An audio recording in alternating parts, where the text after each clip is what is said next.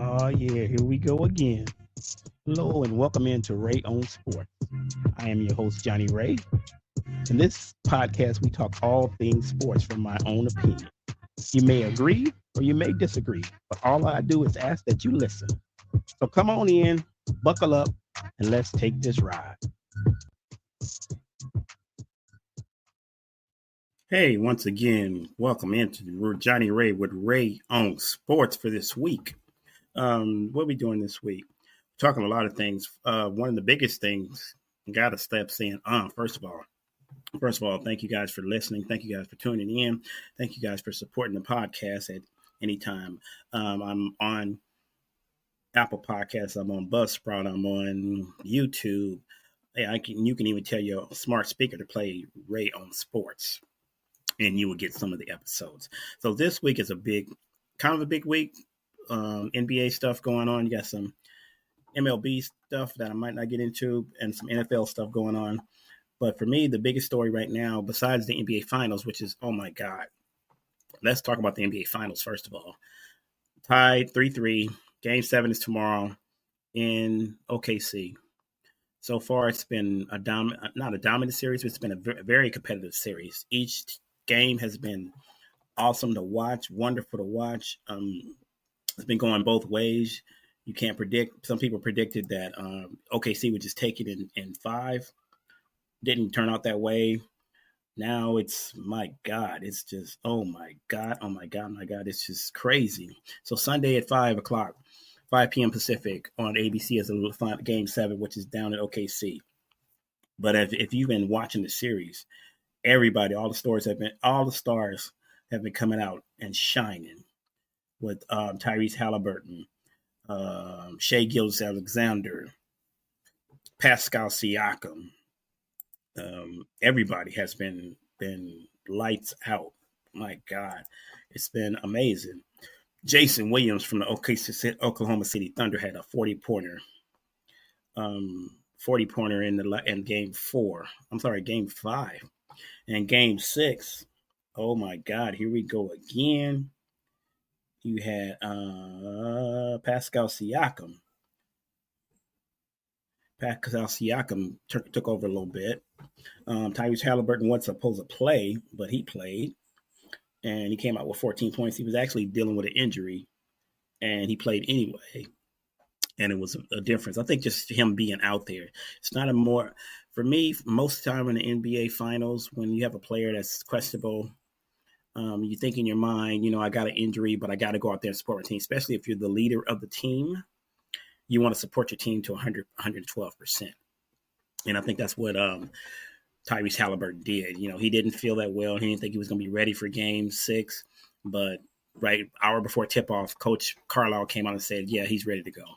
And I think he thought, it's do or die. It's now or never. There's no tomorrow. We got to win. We got to, I got to show up for my teammates. And that sometimes when you do that, you encourage your players because they're like, well, okay, well, and I've said this before, plenty of times on my podcast about how star players just being out there, even if you're injured, but if you can give it a go, sometimes that adrenaline of being on the floor will push you and push your team to a win. And I think that's what happened with the Pacers on the last game, which is on Thursday night, that they pushed themselves to a win and they ended up blowing them out 108-91, which was and they had a 31-point fourth quarter. So they outscored. I'm sorry, no, they had an 18-point fourth quarter. I'm sorry, I was reading it wrong. Oklahoma City Thunder had a 31-point fourth quarter, but it wasn't enough. And Indiana pulled it out 108-91. So game 7, it's going to be a doozy. I'm going to be sitting back. I'm going to try to watch. I'm trying to sit down and relax myself. I got church in the morning. Can't forget that. Can't forget about God. Can't forget about the Lord. I always have time for that. Remember, in life, I don't know if you're religious or not. I don't know if you're Christian or not. But on this podcast, I am Christian, and I do not forget about my Lord. And all this stuff, all this games, football, NFL, no matter what it is, does not trump me giving God praise. So I'm going to be in the house of the Lord, and I'm going to give him praise. Then after that, I can come home and watch the game, if I have time. But like I said, it doesn't supersede. NFL season did not supersede me going to my church and giving God praise. I'm going to be there. I'm going to be in the house unless there's something that keeps me home or unless I'm out of town. But even when I'm out of town in Vegas, as I was last week, And some of you guys saw my clips last week of me being in Vegas on TikTok. And if you haven't, go to Johnny Ray /Ray on Sports on TikTok, and you can see some of my clips. I kind of posted some things from Vegas when I was out there last week. But going back to what I was saying about the church, I'm not going to miss church for any sport and for anybody, because God has been too good to me. He's brought me to too much. He's healed my body. He's brought me back from the brink of death. So I got no other reason but to give him praise. But I'm not going to get into too much, but I got to give him his glory, and I got to give him praise, because he's the one who's helping me do this. He's the one that's giving me the mindset to do the things that I do. And for him to bless me with the ability to run this podcast, with the ability to understand how to do a podcast and how to get things out, it's a blessing. It's a blessing. So I love it. So that's what I said all that to say. That's my message for today. Do not let anyone or anybody take the place of God. Don't have any little GODs take the place of the big God. Whatever it is, I don't care what it is. Because you got to remember how you got there and who got you there. And he is the one who got you to where you needed to be. So you got to give him glory. You got to understand. You got to let people know that God comes first in my life, no matter what. So I do not take it lightly of the blessing and the power of his love and what he done for me. So at any time I'm doing anything, I give him praise first. I got to give him his praise first before I do anything else, because without him, I would be nothing. So that's my take on that. Back to the NBA finals. So get ready for Game 7. Game 7 is tomorrow. Get ready for it. It's going to be a doozy. Also, what's going on in the world of the NBA? The Buss family, Jeannie Buss, sold her majority owner shares of the Lakers to Mark Walters, billionaire, who actually owns the Dodgers, and he also owns a couple other teams. But he bought the majority of the shares of the Los Angeles Lakers. I'm sorry, I got off a little bit. I had it in front of me, and then I kind of moved away from it. But from what I've heard about this guy, is that he is a billionaire. He bought the team for $10 billion. $10 billion. Now, if you know the history of the Lakers, and people have said that this sale is just like when the Celtics was bought out. You know what you need to win. But sometimes you need the financial backing, and sometimes you can't get the financial backing that you need. So with this guy, he's a financial guru. He bought the Los Angeles Dodgers and opened up his checkbook, and it got him a world championship. You can say what you want to say. You can say, well, he bought a championship. Yeah, he bought it, but he got it. And every player on that team is going to have a championship ring because of it. The same thing in the NBA. There are teams that have checkbooks, but NBA has aprons, and they have salary caps that kind of stop you from getting the players you want to get. But some players have financial backing from these billion-dollar owners who spare no expense to get the players they need. And the thing about it is, these are the kind of owners that don't come in and try to run the team. They let the people in place run the team. They just said, whatever you need, let me know, and I'll write the check for it. If it's within reason, and if it's going to give us a win. He's not going to go out and just spend money and get players just because they need it, because that player wants to come here, or it's good for the franchise. If it's not equating to winning, then he's not going to spend the money. If you look at the Dodgers, he spent a lot of money to get Mookie Betts. He spent a lot of money to get Freddie Freeman. He spent a lot of money to get Shohei Ohtani to come to the Dodgers. And it equated to a championship because those guys came in with the understanding that I'm going to get paid, but I'm also going to win. So you can go to sometimes you can go to a situation with teams where they can get everybody they can and still don't win no championship. Still doesn't equate to a championship. Example, Brooklyn Nets.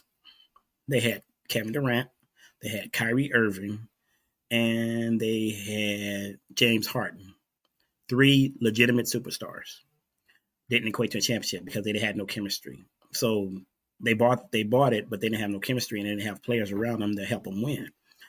When you do things like that, when you construct your team, yes, you can. If you can afford to get the star players, get the star players. But you also got to have a bench. You also got to have backups. You also got to have role players. And I think the Brooklyn Nets did not have any role players because it showed when either KD got hurt or Harden got hurt, or Irving didn't play, it showed a lot. It pulled the curtain back and showed what the team was really made of. So I believe this sale with the Lakers is going to be good for basketball.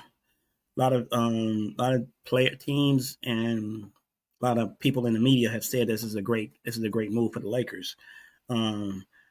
Lakers is one of the biggest brands in NBA basketball, and since Jerry Buss purchased it in 1979, the Lakers have won 11 titles and won 60% of their games, both best in the NBA franchise span. I'm reading this from ESPN.com. One of the guys wrote a story on it.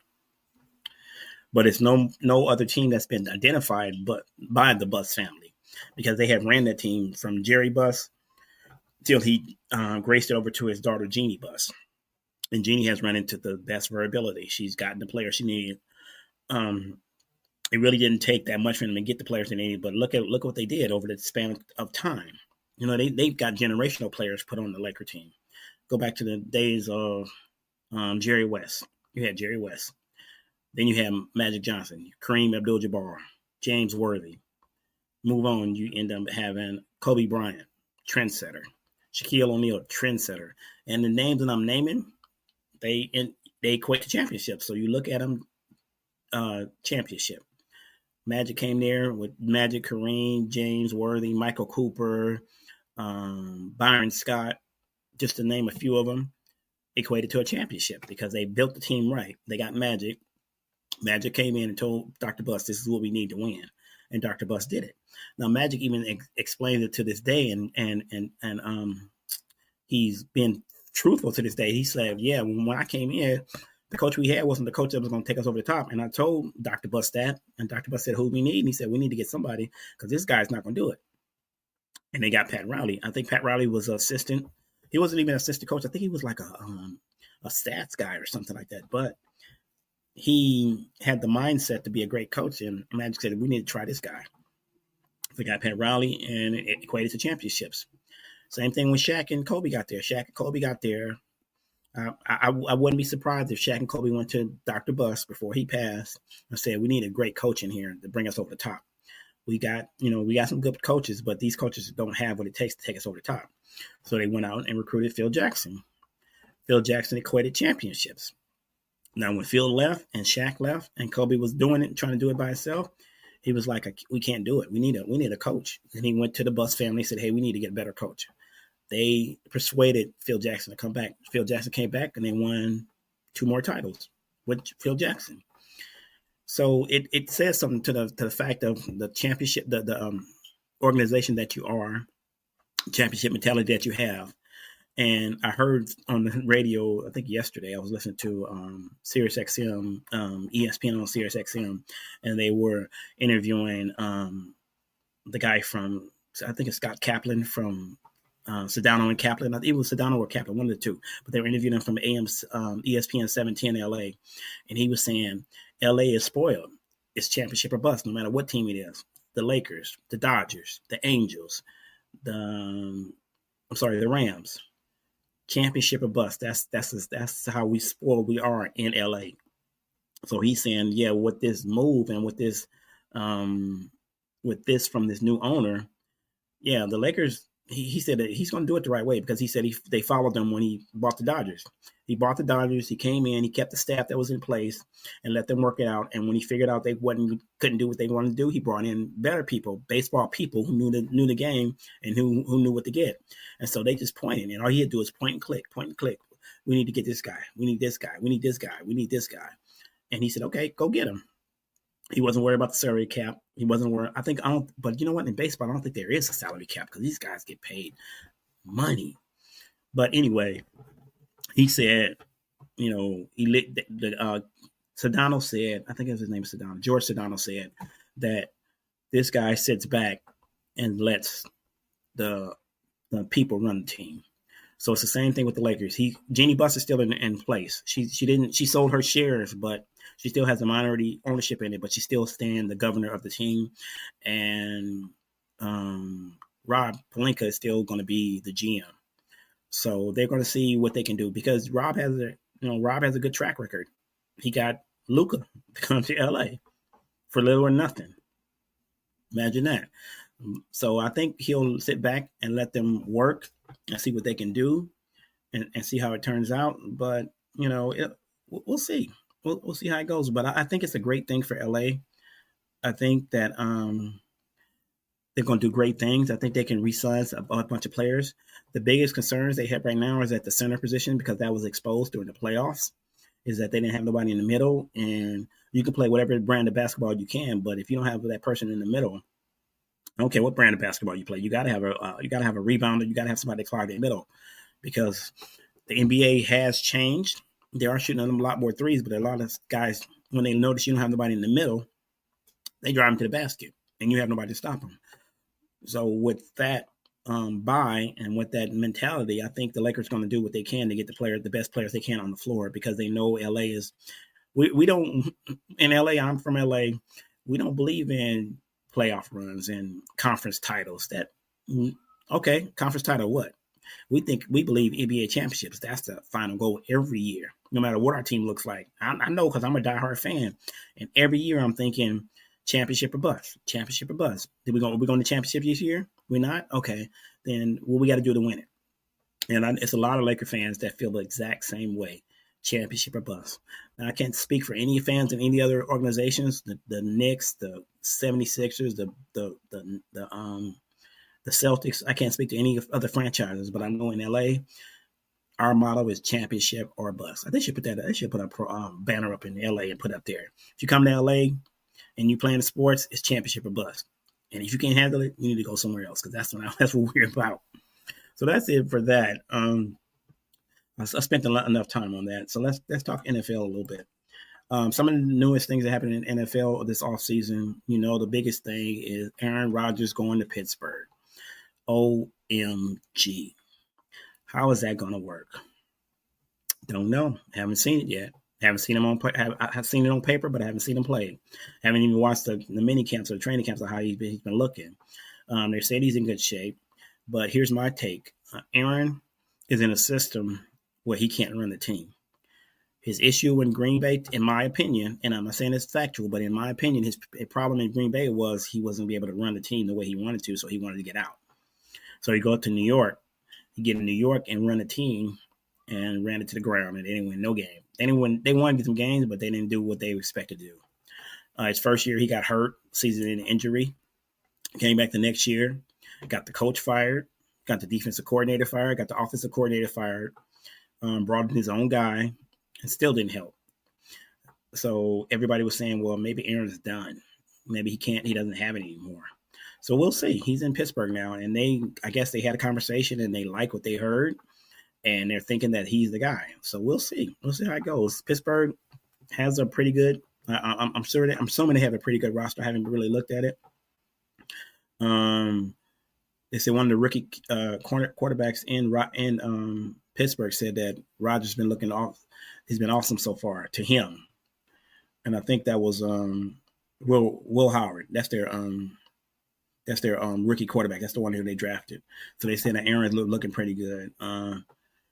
Will Howard, one of his quotes was, "He already given me tips, little things here and there in the meeting room, on the field, in my drops, different little things. Obviously, I can't do all the things that he can't do mechanically, so I don't want to replicate that too much because it's pretty unique. But for the most part, everything I can learn from that guy is invaluable." And that's good to say from a leader like Aaron. Aaron can teach you a lot, as a quarterback. It's up to you whether you're gonna follow through with it. You can't be the next Aaron Rodgers. You can only be the next you. Will Howard, don't try to be the next Aaron Rodgers. To be the first Will Howard. So we'll see what he does. I don't know too much about it. As far as my team goes, the San Francisco 49ers, we got our defensive coordinator back. So remember before I was saying about how Aaron got the coach in New York fired? Well, he was the defensive coordinator for the San Francisco 49ers, Robert Saleh. His days were numbered when he got there, when Aaron took over. His days were numbered. Once him and Aaron, I think when Aaron had a dispute, I looked at that and said his days were numbered. There's nothing he can do to change that. Aaron's going to run him out of town, or he's going to get them to fire him. And they fired him. And it really wasn't his fault. It was his first year. He's graded with defense. He's great with defenses, and he was running the whole team, but he had Aaron Rodgers, and that was the problem. He couldn't control Rodgers. He couldn't say nothing to Rodgers because Rodgers was talking. It's like you working for somebody's working for you, and you're the supervisor, but that person is best friends with the manager. So whatever you say to them, they don't even say nothing back to you. They go straight to the manager and talk to the manager about you.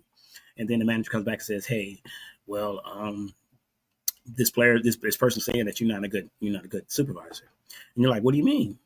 Well, he talked to me. We had dinner and we talked about, wait, what? Y'all had dinner together talking about me? No, bro. And I'm sure Robert Saleh probably felt like that. He's like, you know what? I can get out of here. I don't have to be here for that foolery. If that's what you want a puppet like that, then go get you a puppet like that. But that's not for me. So Robert Saleh, and for a long time, wasn't allowed a job. And there was some other head coaching vacancies out there, but nobody gave him a call, or they did give him an offer and he didn't want to take it. So the 49ers came back and offered him the defensive coordinator job back, and probably gave him a pretty penny for it. And he came back, and he's back.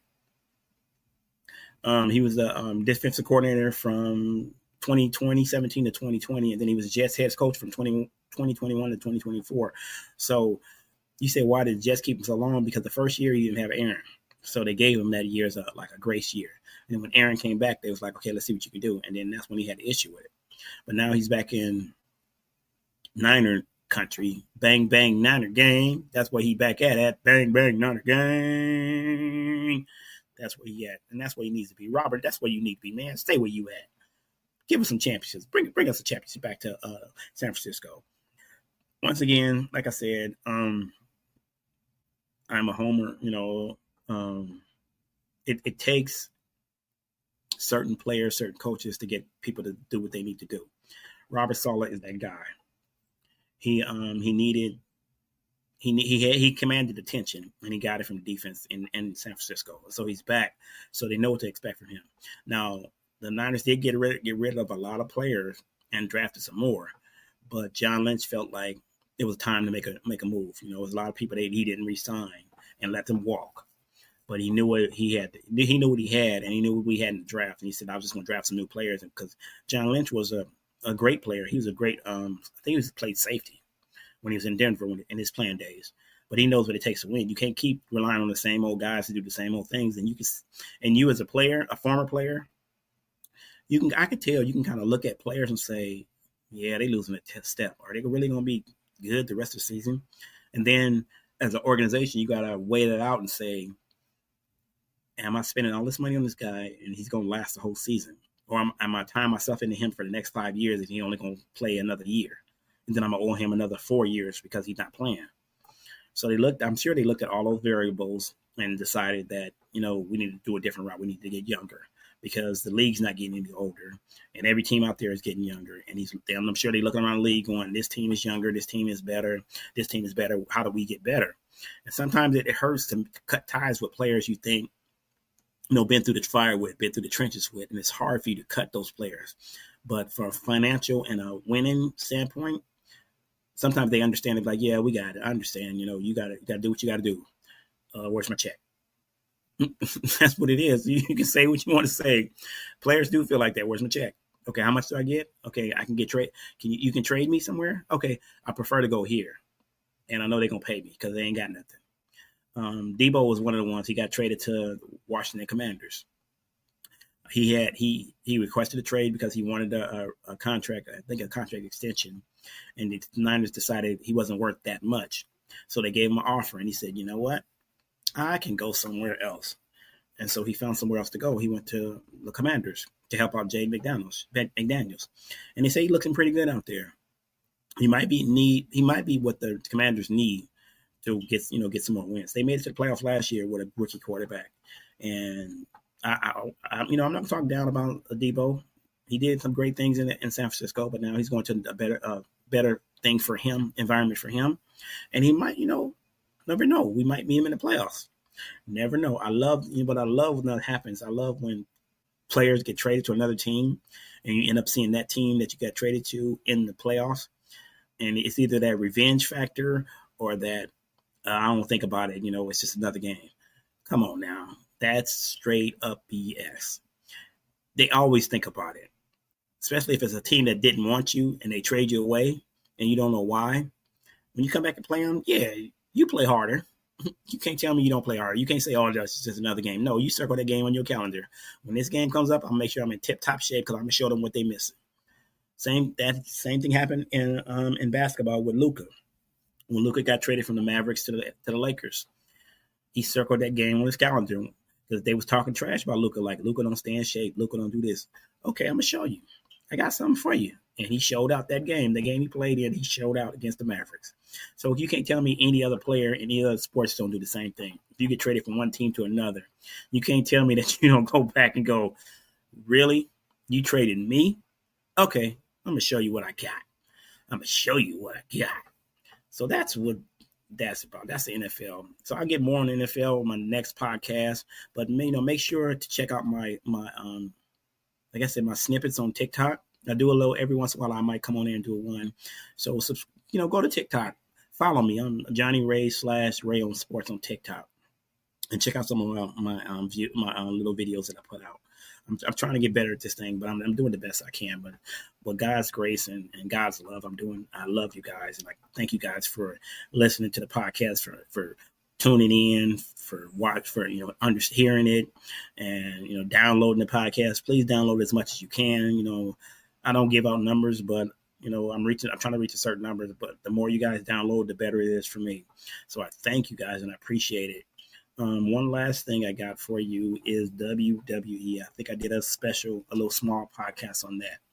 I said before I get to that, I did say that I was going to have some people on here, some guests on here to do some sports that I don't know too much about. I got a text out to a couple people on TikTok that bowl, because I bowl a lot, and I want to try to see if I can get them on here to talk a little bowling for those who bowl either recreational or tournament wise.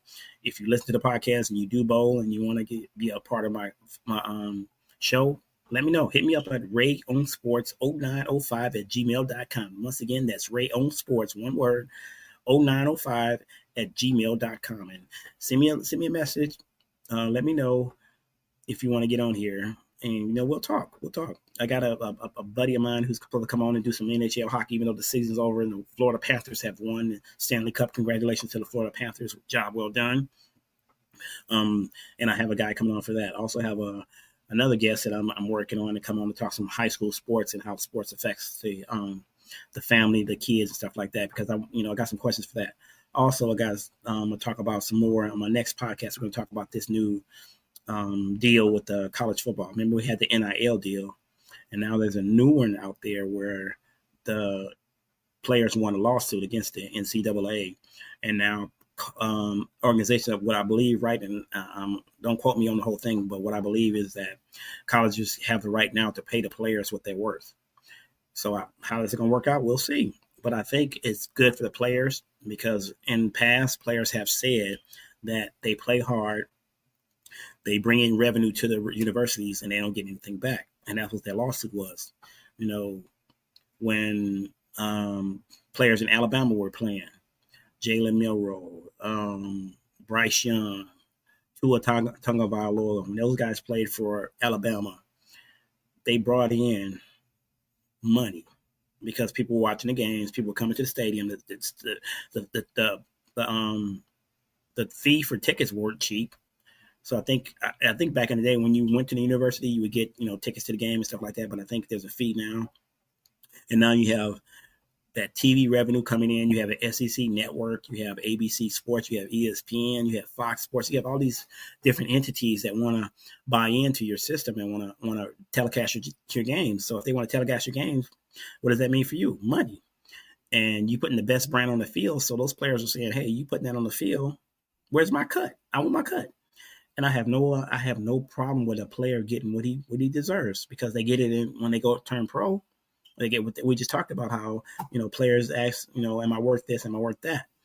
So same thing in college. It's getting to that point where college players are saying, hey, I'm filling the stands. They buying my jersey. They're not buying your jersey. Not buying the coach's jersey. Not buying the dean of administration's jersey. They're not buying the dean of admissions jersey. They're not buying the counselor's jersey. They're buying my jersey. So how come I can't get a cut of that? which is right, which is fair. So we'll get into more to that because I'm starting to talk about it, but I don't want to talk too much about it because I want to keep this podcast at a certain time. Because I notice if you go too far with podcasts and you talk too much, people will start tuning out. And I don't want you guys to tune out. I want you guys to hear everything and understand everything. And like I said, if you have any questions, any comments, any concerns, please hit me up at rayonsports0905@gmail.com. Once again, that's rayonsports0905 0905@gmail.com. Thank you guys for listening to the Ray on Sports podcast. Thank you for coming in the car. Thank you for buckling up. Thank you for taking this ride. And as always, take care and God bless.